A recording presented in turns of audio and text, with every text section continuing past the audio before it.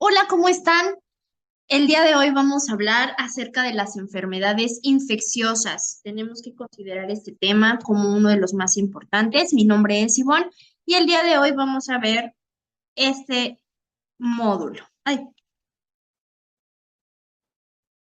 listo.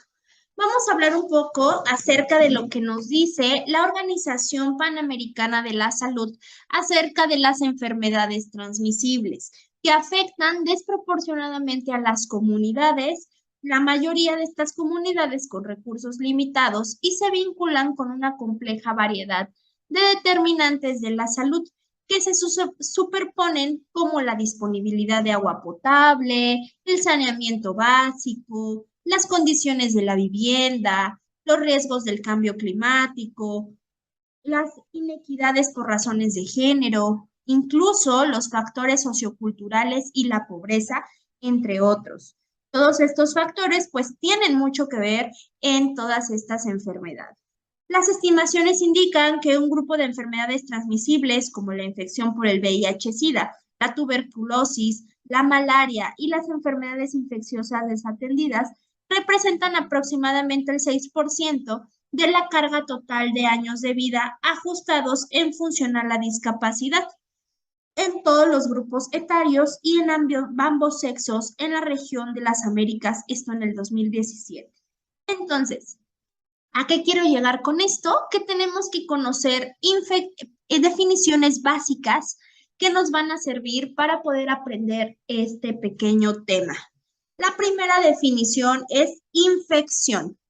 Cuando nosotros hablamos de una infección, nos estamos refiriendo a la entrada, al desarrollo y multiplicación de agentes patógenos. La invasión del organismo la realiza un microscopio. Ahorita vamos a ver qué es patógeno. Cuando nosotros hablamos de un patógeno, es el agente causal de la enfermedad. Otro término o definición importante que hemos estado escuchando mucho en estos días, en estos años, es la de epidemia y pandemia. Vamos a ver la diferencia. Cuando nosotros hablamos de una epidemia es si la enfermedad afecta a un número elevado de individuos en un país.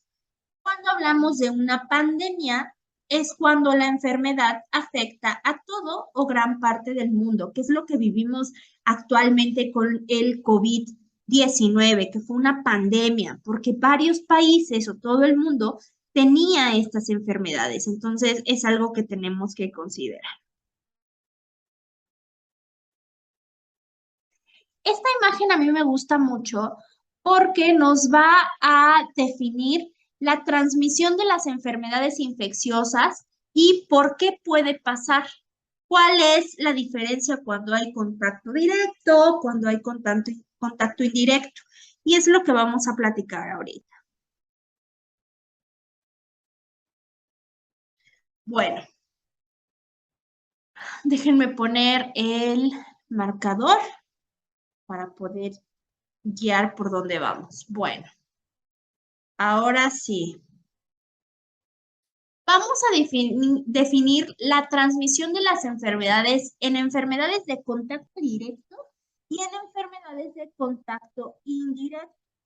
Cuando hablamos de las de contacto directo, tal cual como el nombre lo dice, existe un contacto entre la persona enferma y la persona que es receptor, o sea, quien se va a contagiar. Este contacto puede ser a través de fluidos. ¿Cuáles pueden ser fluidos? La saliva, sangre, cualquier otro fluido de nuestro cuerpo pueden ser fluidos o secreciones corporales, cualquier tipo de secreción o fluido. ¿Cuáles podrían ser algunos ejemplos de este contacto directo? Sífilis, gonorrea, estas enfermedades de transmisión sexual a través de fluidos vaginales, por ejemplo, o fluidos sexuales. Pie de atleta, que es muy común el contacto en albercas, el contacto con algún tipo de objeto, y lepra, ¿no? Que también sería un contacto directo, esa enfermedad. Ahora, vámonos a las de contacto indirecto. Aquí no hay contacto entre el enfermo y el receptor, pero sí, el contacto puede darse a través de objetos contaminados. Pasa mucho en las enfermedades de contaminación cruzada en los alimentos, por ejemplo, que corten pollo y que corten alguna verdura, pollo crudo y alguna verdura, y después consuman la verdura así, con el contacto donde cortaron el mismo pollo. Esa es contaminación cruzada. A través de comida contaminada, que es el ejemplo que yo les voy a dar, a través del aire contaminado, a través del agua contaminada, que estas también son como de las más comunes, y a través de algunos vectores, como pueden ser insectos. ¿Sale? Vamos a ver los ejemplos que de enfermedades. La salmonelosis, en el caso del pollo, por ejemplo, que les decía, tuberculosis a través del aire, a través del agua contaminada, cólera, disentería, problemas de ameboidea. En el caso de insectos, malaria transmitida por un mosquito y tuberculosis cuando es transmitida por ratas. Entonces, así es como podemos nosotros clasificar las enfermedades de contacto directo y las enfermedades de contacto indirecto.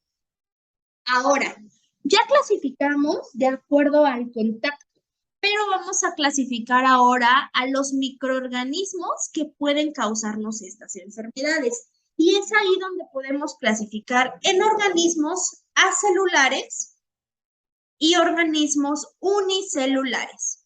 Cuando nosotros hablamos de los organismos acelulares, podemos hablar de los priones o podemos hablar de los virus, siendo más comunes los virus.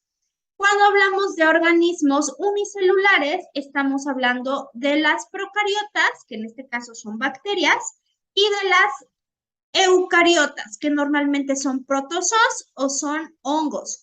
Entonces, son como lo más común que vamos a encontrar cuando tengamos alguna enfermedad de este tipo. Entonces, ahora ya sabemos a qué pertenece.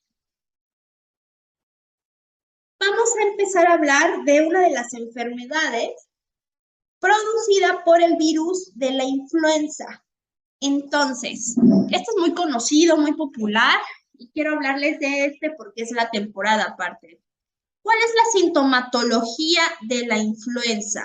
Ya dijimos que es ocasionada por un virus y sus síntomas son la fiebre alta, los escalofríos, dolores de cabeza, tos seca, dolor de cabeza, dolor de garganta, moqueo, congestión nasal, síntomas gastrointestinales en algunos casos, como pueden ser náuseas, vómito e incluso diarrea. Entonces tenemos diferentes sintomatologías que nosotros podemos encontrar, ¿vale? Ahora, cuando nosotros hablamos de esta influenza, tenemos que conocer lo siguiente. En la influenza vamos a hablar normalmente de virus tipo A y virus tipo B, que son los responsables de las epidemias de influenza estacional, que normalmente es la temporada, ¿no? Los tiempos fríos. Normalmente los virus de la influenza pueden cambiar de dos maneras. Una, por variación antigénica del virus o dos, por variación antigénica mayor. Entonces encontramos diferentes tipos de influenza, ¿sale? Eso es bien importante conocerlos. En general, nosotros podemos decir que el contagio de la influenza es a través de secreciones nasofaringeas que se producen al toser o estornudar y generalmente se transmite de persona a persona, pero ojo, también puede ocurrir que la persona que se infecte se haya infectado por tocar algún objeto contaminado por el virus y que después se toque la nariz con esa mano que tocó el objeto contaminado. Entonces, todo esto es bien importante que nosotros tengamos en cuenta. Ahora, esto nos lleva a otra definición, los famosos fomites. Cuando nosotros hablamos de un fomite, nos estamos refiriendo a los objetos inertes que pueden contaminarse con cualquier cosa, la saliva, sangre, orina, cualquier fluido.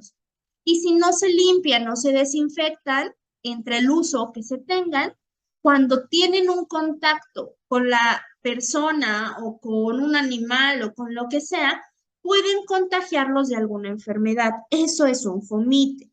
Y los fomites, pues, es una de las causas más características de contagio. Por eso es que cuando pasaba todo esto de la epidemia de COVID, nos hacían mucho énfasis de estar desinfectando todo, de no tocar nada con las manos y después tocarnos los ojos, la nariz, la boca, para evitar la contaminación por fomites o el contagio más bien por fomites. Ahora, dentro de los tratamientos que se engloban para la influenza, es beber mucho líquido, lavarse continuamente las manos, evitar ambientes fríos, descansar lo máximo posible y nunca recurrir a los antibióticos sin que el médico lo indique. Entonces, eso es bien importante. El médico ya va a definir si es algún tipo de problema viral o es bacteriano y entonces es cuando sabrá el tratamiento que tiene que dar. Ahora, la siguiente enfermedad es la hepatitis. Tal cual, si nosotros nos basamos en todo este tecnicismo médico, el sufijo itis nos indica inflamación. ¿Inflamación de qué? Del hígado. La inflamación o hinchazón de órganos que ocurre cuando existe alguna lesión o incluso cuando hay alguna infección. Y todo esto puede dañar nuestro hígado. Hay 5 virus específicos del hígado: hepatitis A, hepatitis B, hepatitis C, hepatitis D y hepatitis E. Cada uno con una epidemiología única, tendencia a la cronicidad, riesgo de complicaciones hepáticas y respuestas a terapias antivirales. La hepatitis es ocasionada por un virus, es bien importante tener claro ese punto. Ahora, la transmisión de todo esto se produce por vía fecal oral y incluye el consumo de agua o alimentos contaminados y el contacto de persona a persona. Ahorita vamos a ver la diferencia entre cada tipo de virus. La prueba de reacción en cadena de la polimerasa para donantes de sangre se realiza, ya que en raras ocasiones se observa transmisión a través de transfusiones de sangre, pero pues eso ya es un tratamiento que se debe de analizar cuando esto pasa. Cuando nosotros hablamos de una hepatitis, el periodo habitual de incubación de este virus es de aproximadamente de 2 a 4 semanas. Si nosotros encontramos los síntomas de una hepatitis aguda, se puede dar ictericia, es decir, coloración amarillenta en piel, ojos y mucosas ocasionada por una alteración en la bilirrubina, orina oscura, fatiga intensa, náuseas, vómitos, dolor abdominal. Entonces es como de lo más característico, pero la ictericia es lo que nos va a dar como el foquito de alerta siempre. Ahora, a esto quería llegar. Aquí. Nosotros vamos a encontrar diferentes tipos. En este caso, vamos a hablar de los más representativos o los más estudiados, que es el A, el B, el C y el D. En el caso del A, se transmite o se considera como algo leve. Se transmite por agua o alimentos contaminados, principalmente por heces fecales. Puede darse por una contaminación y existe una vacunación para esto. La sintomatología es la piel amarillenta, cansancio, vómitos. No daña el hígado de forma permanente solo mientras se tiene la enfermedad. En el caso del tipo B, se considera ya de tipo grave y es cuando existe un contacto con sangre, semen y fluidos corporales que llegan a estar infectados, con jeringuillas, con agujas o cuchillas que están infectados y puede existir un contagio al feto. Dentro de la sintomatología es una cronificación con o sin síntomas, ictericia, cirrosis, incluso cuando no se atiende como debe de ser, cáncer hepático. En el caso del tipo C es muy grave, se transmite con el contacto con sangre infectada, transfusiones no seguras, jeringuillas, agujas, piercings, diferentes instrumentos que estén contagiados o que estén infectados, perdón. Existe el contagio madre a hijo, no hay una vacunación tal cual y dentro de sus síntomas hay cronificación con o sin síntomas, por ejemplo, cirrosis y cáncer incluso. En el caso del tipo D, también es considerada muy grave. Se necesita tener hepatitis B antes para poder tener el tipo D. Contacto con sangre infectada, transfusiones no seguras, por eso les decía que es bien importante siempre tener la seguridad de la sangre, agujas y todo lo demás. Existe una vacunación contra la hepatitis B que nos ayuda a prevenir el tipo D. Sus síntomas llegan a ser ictericia, fiebre, cirrosis y en casos más complejos, cáncer.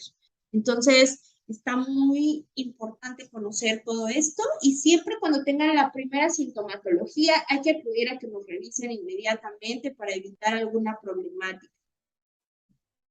Ahora, no existe un tratamiento específico del que nosotros podamos hablar. Sin embargo, el manejo de esto es principalmente de la sintomatología. El enfoque principal sigue siendo mejorar las condiciones sanitarias para minimizar la transmisión en la comunidad. La prevención de la hepatitis está muy asociada con algunos puntos importantes, como lavarnos las manos antes de cocinar y después de ir al baño, la vacunación contra la hepatitis B, el uso de condón para evitar que también la transmisión sea por vía sexual, no compartir objetos personales como rastrillos, cepillos de dientes, el uso de jeringas esterilizadas y desechables, siempre ver que todo sea nuevo, evitar consumir alimentos y bebidas si no se conoce su preparación. Sobre todo el agua, yo creo que es de los alimentos que más debemos de cuidar, de estas bebidas importantes, porque a veces no sabemos de dónde viene esa agua y tenemos que ponernos muy alerta para evitar enfermedades. La siguiente enfermedad de la que vamos a hablar es el VIH-Sida. Nosotros sabemos que este virus es conocido también como virus de la inmunodeficiencia humana adquirida y es un virus que ataca el sistema inmunitario del cuerpo al destruir un tipo de glóbulo blanco que ayuda al cuerpo a combatir infecciones. Esto pone en riesgo de sufrir diferentes infecciones graves y ciertos tipos de cáncer. Si el VIH no se trata, puede causar SIDA, o sea, síndrome de inmunodeficiencia adquirida, que es la etapa final de la infección por VIH. Ocurre cuando el sistema inmunitario del cuerpo está muy dañado por el virus y no todas las personas con VIH desarrollan SIDA.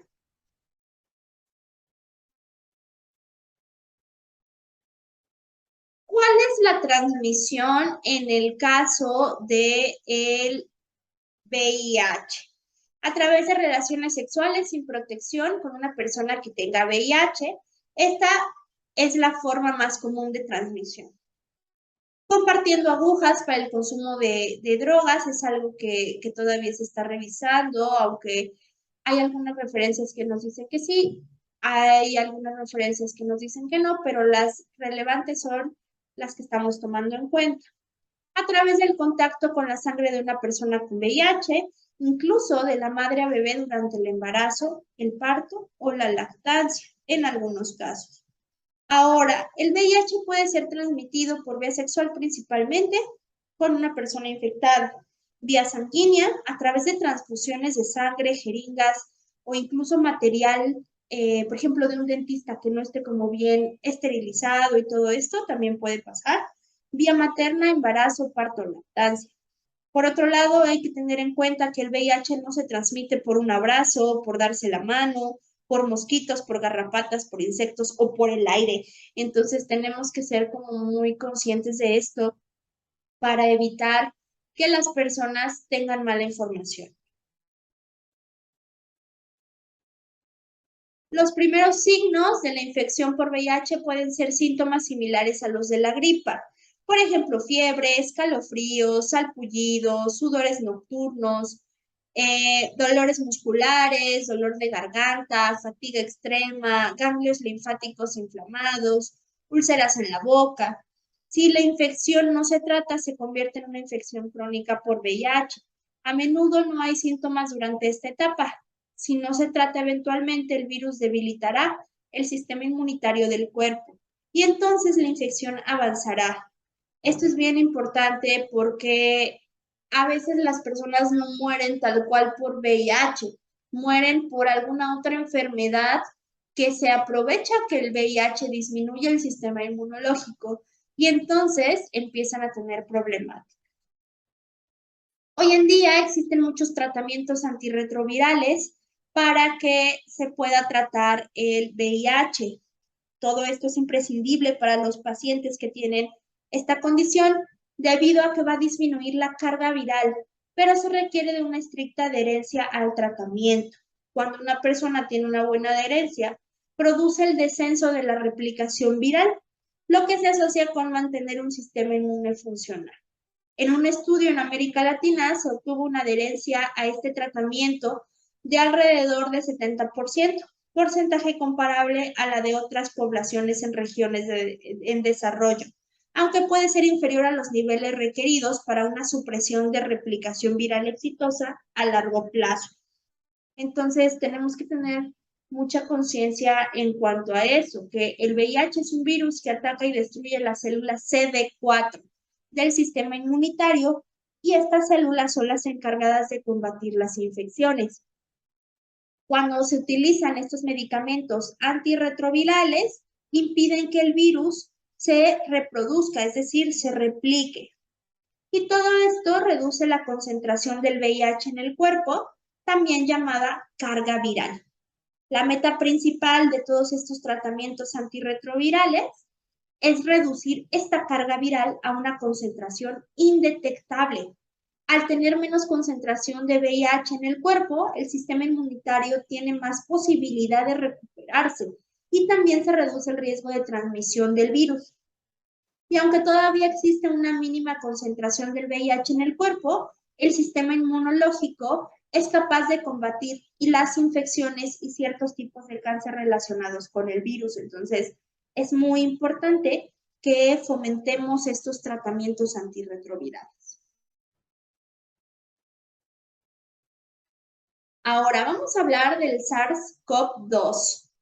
Este virus es de la familia de los coronavirus y se define como una enfermedad causada por el síndrome respiratorio agudo severo coronavirus 2 o SARS-CoV-2. Cuando hablamos de los coronavirus, hay que tener en cuenta que infectan a seres humanos y algunos animales. Esta infección de SARS-CoV-2 en las personas se identificó por primera vez en el 2019. Si bien todos los coronavirus afectan el tracto respiratorio, el SARS-CoV-2 también afecta el corazón, el sistema gastrointestinal, el hígado, los riñones y el sistema nervioso central, lo que eventualmente conduce a una falla multiorgánica. Esta sería una foto de un coronavirus humano, una estructura esquemática del virus SARS-CoV-2, una imagen de microscopio electrónico de transmisión de partículas virales esféricas del mismo virus en una célula. El virus está coloreado en azul, entonces podemos observarlo aquí. Por eso se llama coronavirus, por estas, pues sí, como coronita que tiene alrededor todo el virus. Ahora, la enfermedad por coronavirus 2019 o COVID-19. Los signos y síntomas de la enfermedad de COVID-19 son diferentes de un paciente a otro, pero los síntomas clínicos más comunes incluyen fiebre, fatiga, tos, expectoración, anorexia, producción de esputo, dificultad para respirar durante varias etapas de esta enfermedad.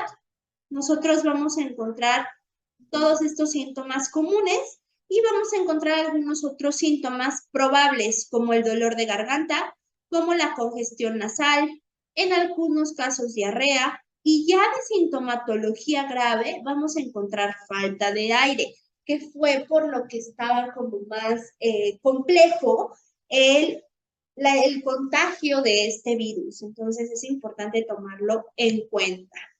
Y pues también ya hay muchas variantes que no nos vamos a meter en ellas porque no terminaríamos. Teóricamente, este virus pues es algo nuevo y todavía no sabemos el funcionamiento exacto de todo esto. Ahora, ¿para qué nos funciona la vacunación en SARS-CoV-2? Desde el punto de vista individual, el objetivo de la vacunación es prevenir o modificar la enfermedad. De una perspectiva de salud pública, el objetivo de la vacunación es limitar la propagación de un patógeno dentro de una población. En este caso, los medicamentos terapéuticos no suelen proporcionar ningún tipo de memoria que pueda ayudar al organismo a luchar contra la repetición de infecciones o enfermedades similares. Nosotros vamos a encontrar algunos componentes comunes de las vacunas